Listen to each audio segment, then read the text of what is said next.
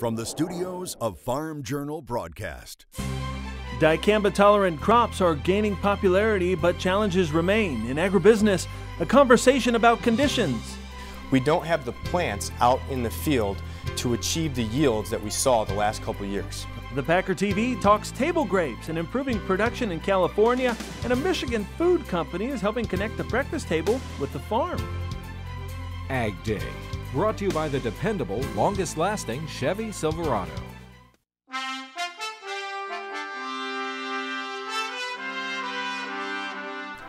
Good morning, I'm Clinton Griffiths. Following numerous reports of crop damage associated with the use of dicamba herbicide, the state of Arkansas is acting, opting to take more control of its use. A committee of the Arkansas State Plant Board wants to institute an emergency ban of dicamba in crops as the agency investigates more than 100 cases of alleged misuse. If approved, Arkansas would be the first state in the country to take this kind of action.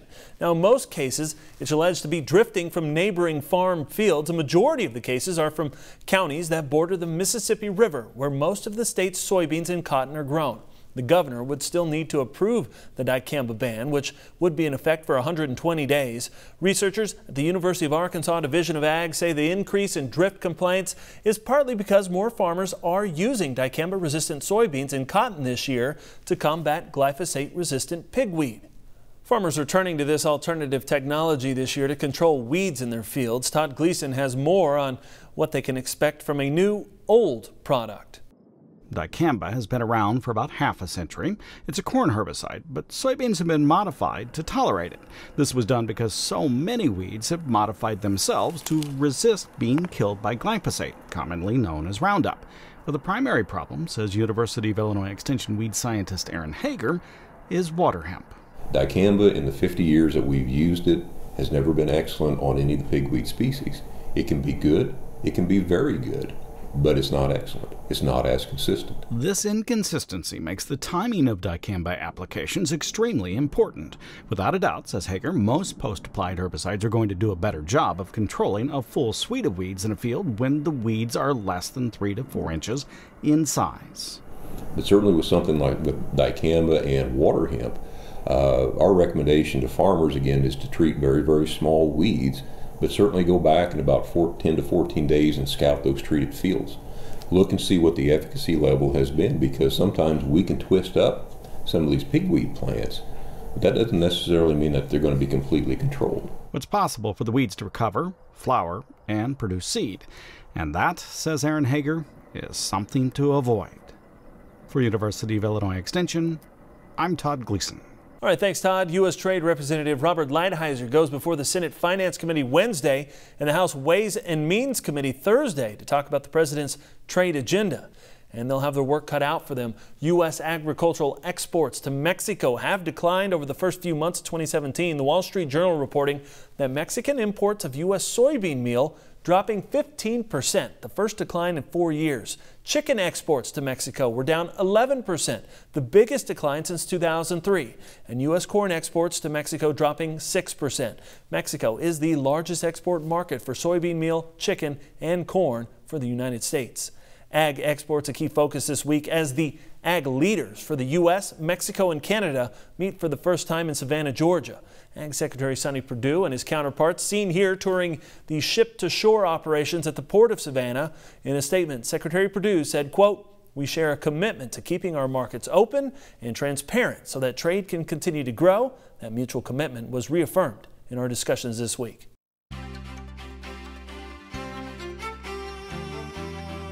The reviews of Plant 17 are mixed. At this point, we get details from Mike Hoffman, today's crop comments. Good morning, Mike.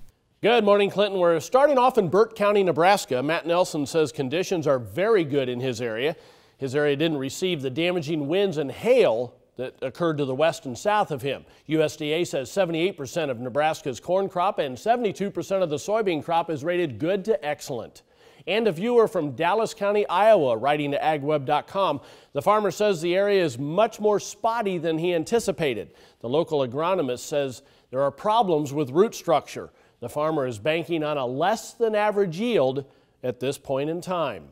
And taking a look at the root zone moisture, we've had a few changes across the nation, and a lot of them have been good changes over the last week. We'll talk about that coming up in weather and have your forecast. But first, here are some hometown temps. Visit farmjournalpro.com. Trusted analysis, professional insight. farmjournalpro.com.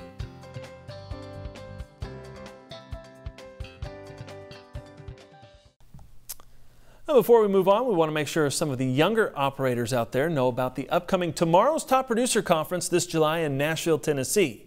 Any and all young farmers are welcome to join our corporate cousins from Top Producer Magazine in Nashville. That's July 20th and 21st. This year, the focus is on 5 profit strategies for young producers and a litany of other information from leading experts. Early registration has been extended, so to register, go to tomorrowstopproducer.com. All right, when we come back, we'll talk about the condition of the corn crop and what it means as we move through the growing season.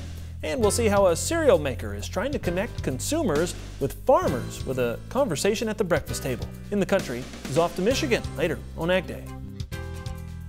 Get the roots your crops need by getting Radiate first. Visit lovelandproducts.com/radiate. See your CPS dealer today.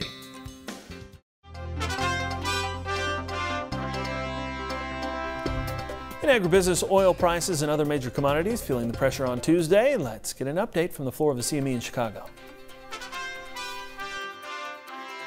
Weather patterns throughout the U.S. Corn Belt have turned favorable for the most part and have been mostly non-threatening. We're looking at some pretty widespread rainfall and some cooler temperatures during the next 10 days. So no major weather threat here, and when that's the case in late June, you're going to see some pressure into the market. The next thing, aside from weather, is a big USDA report we've got next Friday, the 30th. This is the quarterly stocks and planted acreage report. This is a particularly pivotal report because I think the acreage numbers are a big point of contention this year. I would imagine that the grain stocks number could be a little bit negative. We know that there was a big crop last year, a record crop here in the U.S. last year, a lot of which is still being held by farmers and in the hands of commercials. Live cattle market was mostly lower here on Tuesday. We've seen the futures market under some pressure here amid expectations for a lower cash trade. Now, we did have the cash trade leak lower last week. We were in the upper 120s to I think a high of about 130. The trade, I believe, is expecting the cash market to come down to even further this week, maybe to the mid to low 120s. So that's going to be kind of the big unknown here just for the next few days. Again, Joe Veck, CME Group here in Chicago. Brad Matthews, Roach Ag Marketing, our guest here at the Agribusiness Desk today. Brad, let's talk about the condition rating of this crop. You know, and if we look at corn, 67% good, excellent a week ago. And then beans, 66% good to excellent a week ago. We know that, you know, there's been some hit or miss rains. What kind of stock do we put in these condition numbers? Well, I think it matters. I know it's early, but to me, the reason that the ratings are down, you got to look at where the states they're down too. You know, Illinois 17% below last year, Indiana 29% below last year, Ohio 15% below last year. It's in the East, and it's because not only how far behind it is, but there's a lot of unevenness in the stands. Sure. And then when you talk about the stand, there's also the stand count issue. Population, I'm having guys tell me that they planted 36,000 population, it's coming up at 26, 27, 28. We don't have the plants out in the field to achieve the yields that we saw the last couple of years. Okay, so if we start to pull some of that yield down, how does that play out as we kind of work through the rest of this year? I mean, USDA still got us at what, essentially 171 on corn for a national average yield? Absolutely, and it might take till harvest before they buy into it. But in 2015, it was kind of similar. The East had some problems, and the West had record crops, and it was a 168, and that was with record crops. So if you say that this year's kind of similar to that, and the fact that production will probably be down in the East versus, you know, last year's records, I think it's going to be very difficult to achieve that 171 yield. Now, you still have to talk about what we got to do for the rest of the remaining of the growing season. There's still some hot, dry concerns that could happen in July. That's the other part about the crop and the condition ratings is it's behind. You know, it's 2 to 3 weeks behind. So when we pollinate, there's going to be a lot of stuff pollinating the 2nd to 3rd week of July. It doesn't mean it has to be hot, but we're talking typically a hotter, drier period of time than what we've seen the past couple years during pollination. Right, and pollination, that's when we make grain, and if it gets hot and gets spotty, pollination does not like that. So yeah, we could eat into the overall picture even more. Very quickly we could. Very quickly we could. All right, well, thanks for the perspective. We'll be back with more Ag Day in just a minute. To talk with an expert one-on-one, call Roach Ag Marketing, toll-free at 800-374-0049.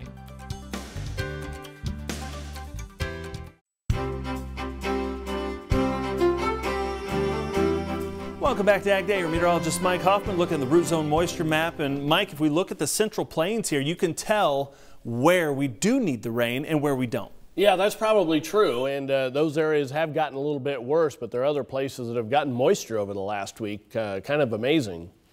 There are places like Florida that is now wet, that had been dry for quite some time. We see places like the Great Lakes, northern Indiana, seeing some wet areas as well where it's too much rain. But we have had improvement in the central Mississippi Valley where it was turning dry, and now it really isn't. And the really dry areas have improved in most of the Dakotas, not all spots. But again, the concern, like Clinton pointed out, Central Plains down into Texas, those areas have gotten dry. Tropical Storm Cindy has formed like we said it probably would yesterday, and you can see that in the western portions of the Gulf. That is going to put down huge amounts of rain from the central Gulf into the Texas Gulf Coast area, and that does come inland after that. More than likely it goes up into this area as we head through the weekend to Oklahoma and eastern Texas, and then moves northeast from there. More than likely south of the Great Lakes where it's already pretty wet. So there's the map this morning. Multiple fronts on here, showers and thunderstorms along several of those fronts, and you can see as we head through the rest of the day, I don't see any major areas of rain except with Tropical Storm Cindy, but you can see just pockets of some showers and thunderstorms here and there. Heading through tonight then, you can see areas of showers and thunderstorms increasing in the western Great Lakes with this secondary front coming in. Cindy is inland. More than likely it'll diminish from a tropical storm point pretty quickly once it comes inland, but it puts down a bunch of rain, and that continues to head up toward the Dallas area as we head through the day tomorrow. And you can see showers and thunderstorms with an area of low pressure developing along that secondary front in parts of the northern Mississippi Valley, especially Iowa. There's the precipitation estimates past 24 hours, already showing some areas with a half foot to a foot of rain in the Mississippi Delta area, and you can see our computer model is showing 3 to 6 inches in a widespread area from southern Mississippi through southeastern portions of Texas. Highs today in the 90s throughout the central and southern plains, way into the triple digits in much of the southwest. A little bit more pleasant as you head into the Great Lakes in the northeast. Northwest also on the cool side. You can see lows tonight in the 50s, but lots of 70s from Iowa and Nebraska southward for lows. Highs tomorrow, 80s and 90s again for most areas south of the Great Lakes and south of the far northern plains. There's the trough moving through the northeast. Another one kind of dives in for Friday, Saturday, Sunday into the Great Lakes, and you can see this trough is pretty persistent as we head into next week for the northeastern portions of the country. That's a look across the country. Now let's take a look at some local forecasts. We head to Lakeview, Oregon. First of all, lots of sunshine and warm, high of 86 degrees. Decatur, Illinois, partly sunny. A shower or thunderstorm is possible, high of 86. And Lake City, Florida, occasional rain and a thunderstorm likely, high around 84. A 10-foot alligator has a new home after coming too close to some calves in East Texas. It all started when Hal Carnivore of Hawkins, Texas, noticed that an alligator had broken into a pen where he was weaning calves. An alligator hunter was called in to capture the critter. They used some good old-fashioned cowboy skills to lasso the gator, and at one point the alligator bit one of the wrangler's fingers, but there was reportedly no lasting damage. Eventually the men got the animal into the back of a livestock trailer. It was transported and relocated to a gator farm. All right, well, next in the Packer TV, the rising value of avocados makes them a tasty target for thieves, and some serious conversations at the breakfast table about food and farmers. Find out what role Kellogg's plays in that discussion. Ag Day, brought to you by Top Third Ag Marketing, farmer first with a plan for every market.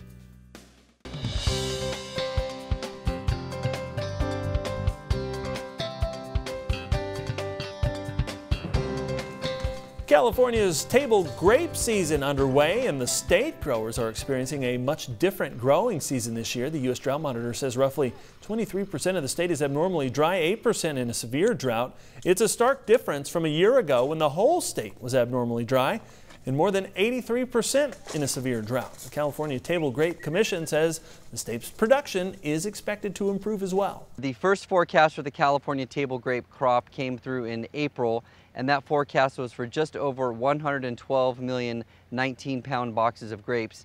and that crop is projected to be slightly higher than last year's crop, the 2016 crop, which came in at 108.9 million boxes of 19-pound grapes. The commission says there are over 85 varieties of table grapes grown in California. The season typically lasts May through January. And the rise of avocado prices is making them a target for theft. 3 workers in Oxnard, California were just arrested and charged for stealing up to $300,000 worth of avocados. Now, according to the county sheriff, the men were selling the fruit out of a ripening facility for about half price. They were caught on video surveillance making the sales and pocketing the cash. A box of avocados currently goes for about $50. All right, when we come back, from seed to cereal, one company's pursuit of perfection and the farmers working with them along the way. The Howard G. Buffett Foundation has pledged up to $1 million in relief funds to help ranchers impacted by wildfires. Please join our efforts to help ranchers get back on their feet. Details at wildfirerelieffund.org.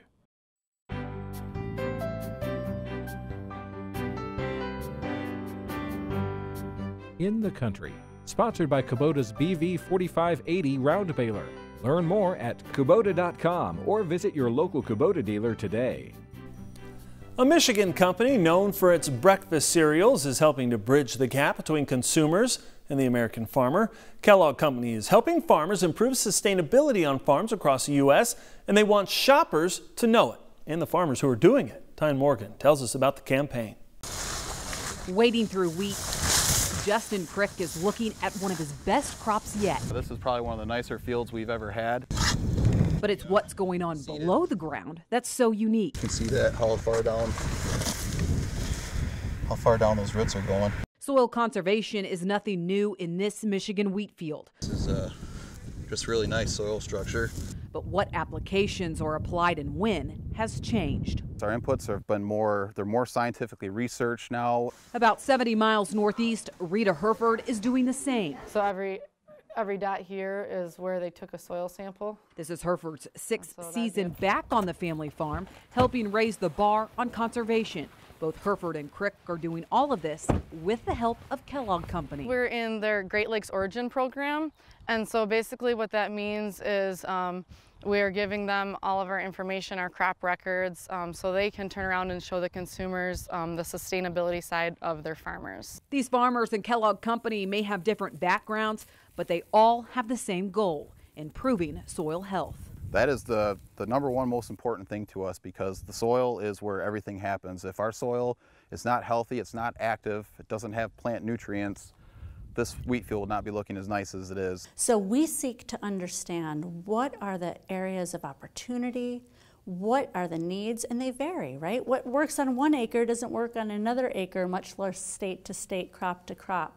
Diane Holdorf is the Chief Sustainability Officer for Kellogg Company. She says from farmers to consumers to even their own employees, the company cares how their key ingredients are grown. Without robust food systems and strong, healthy farms and farmers who can make a good livelihood, the Kellogg Company can't exist. The iconic Kellogg brand has been parked on grocery store shelves since 1906. This has been a real learning journey for us because the Kellogg Company doesn't own farms. We don't have farmers in our business. We work with suppliers who are often 1, sometimes 2 to 3 steps removed from the farm. Holdorf says as a company, Kellogg has a clear purpose. We're purpose-driven, and our purpose is to nourish families so that they can flourish and thrive. And we take that to the fullest extent across our value chain. But Holdorf says many farms have similar conservation goals. We know that there's some key things where there's opportunities: soil health, water quality, yield potential, appropriate inputs to manage costs. It's those opportunities helping create lofty goals for the Kellogg brand, with a commitment to sustainably source 10 of their ingredients by the year 2020. We've quantified that to mean that we want to have helped improve the livelihoods of over 500,000 farmers. Kellogg's also partnering up with the Soil Health Partnership to help growers discover which conservation practices are making tangible differences on the farm. It's the work already going on, moving the needle to even more sustainable ag, and it's the definition of sustainable that digs deep on these farms. Kellogg's also owns the Kashi brand and says the demand for organic ingredients is outpacing supply. So the company is helping farmers who want to transition more acres to organic production do so. You can learn more about those efforts on the back of the Kashi cereal box. Well, that's all the time we have this morning. We're glad you tuned in. Start your day with us. For Mike Hoffman and all of us here at AgDay, I'm Clinton Griffiths. Have a great day. AgDay is powered by Ram Trucks, America's longest-lasting pickups.